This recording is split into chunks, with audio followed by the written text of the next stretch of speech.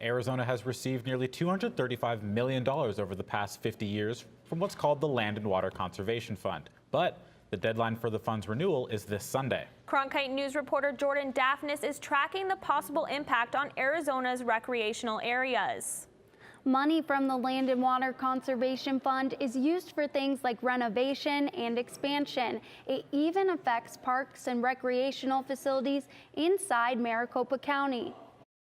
The sights, the sounds, the joy it can bring.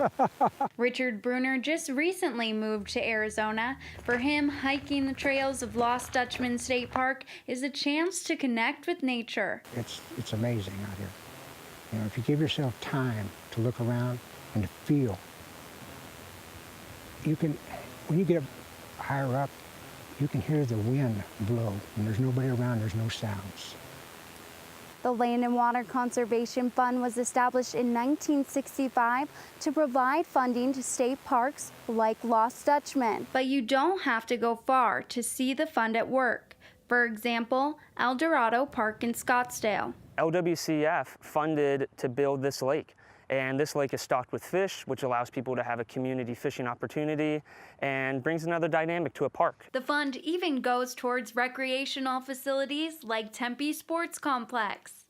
And this money doesn't come from taxpayers. Earnings from offshore oil and gas are used to generate the fund. Arizona Democratic Congressman Raul Grijalva supports legislation to reauthorize the fund. Without this bill, you would not be able to expand, enhance, or create new recreational park opportunities. The Consideration 502 permanently reauthorization land and water conservation. Utah Republican Congressman Rob Bishop has long advocated for states to be in control of federal land. He wants more money to come from the fund for states to use. It's not perfect in my mind, but it is good, and it's an improvement. Grijalva and Bishop have been at odds over plans to reauthorize the fund, but earlier this month, they reached a compromise. For veteran and advocate Garrett Reppenhagen, public lands are more than just a place to visit.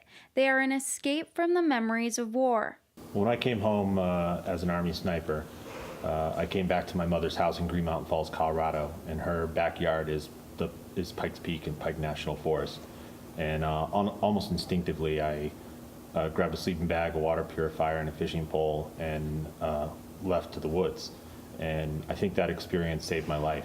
Reppenhagen and a colleague stopped in Phoenix as part of a nationwide tour earlier this year, advocating for the fund to be permanently renewed. The bill to reauthorize the Land and Water Conservation Fund has bipartisan support from 232 House members. It still has to pass through the House and Senate before Sunday.